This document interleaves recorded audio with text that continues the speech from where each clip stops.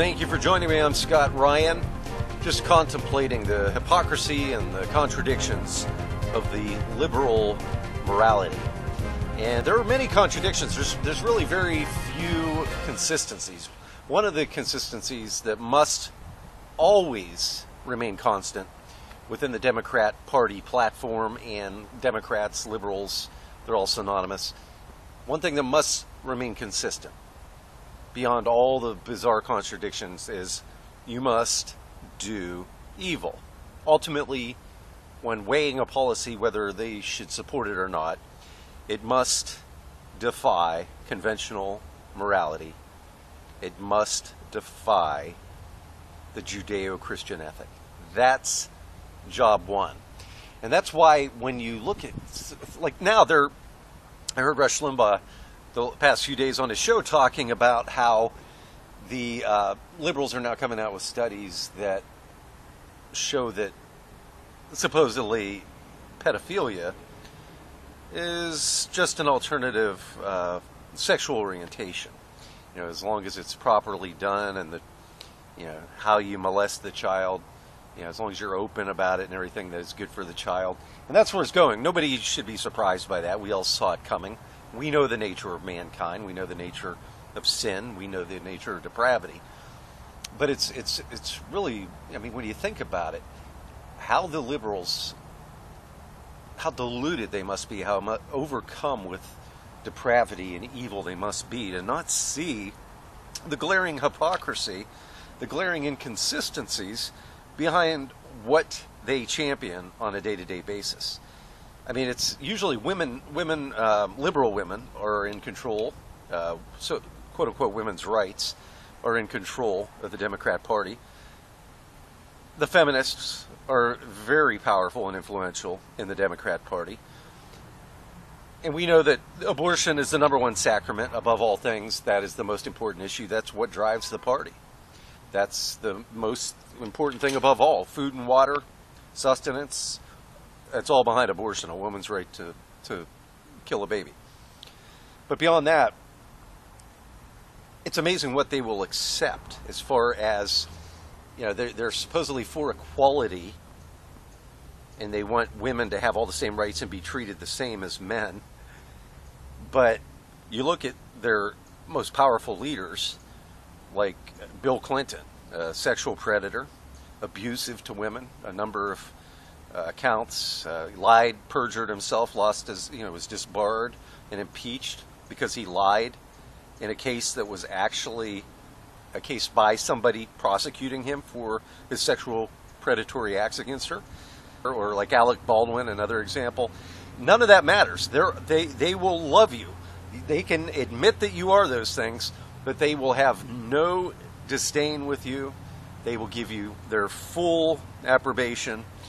You can be a rapist of women. You could be, or a lot of these rappers and so-called musicians like this Chris Brown, and beat the living hell out of women, and they'll all forgive you as long as you're a liberal. It's amazing. How do they look at themselves in the mirror? They're thinking, well, the end justifies the means. We have to give plaudits to these rapists. We have no respect for ourselves. We have no dignity. Supposedly we're equal, but we're willing to prostitute ourselves and everything that we supposedly stand for in order to get what? What do you get out of that? But then the latest example is when you look at the pedophilia case. When the liberals, that's their next frontier, is to advocate molesting children. They have no compunction about it. I guess they don't see it the same. The fact is that I'm sure that there are females within the demographic of children who are molested. It seems like most of them are homosexual acts molesting boys, but I've got to believe that there are some of these cases, maybe the minority, or likely the minority, but pedophilia is rape. And it must be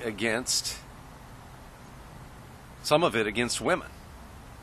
But they have no problem with that because it doesn't actually single out women. As long as you just ignore the fact that these are individual human beings, not just not just property to do with as one pleases. If you just ignore the humanity of it, it's sick, it's disgusting. But this is the evil that represents the Democrat Party, that represents the left, and everyone who follows them, everyone who blithely votes for them, who turns their back on all reason, and still even calls themselves a Christian or a Catholic.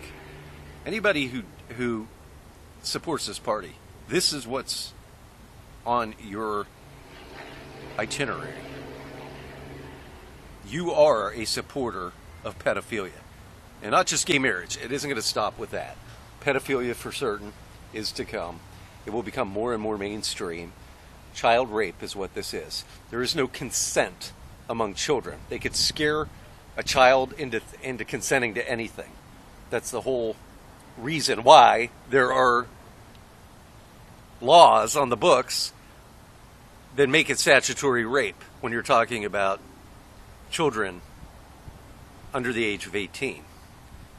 But that won't matter. They'll rationalize it. How do you feel about that? You Democrats who voted for Obama, who actually call yourselves Christians and pretend that you have some sort of moral rectitude, like the 80 or the 94% of the African American community who believe that because Obama once in a while quotes a scripture out of context. Never mind that Satan quotes scripture too in the Bible.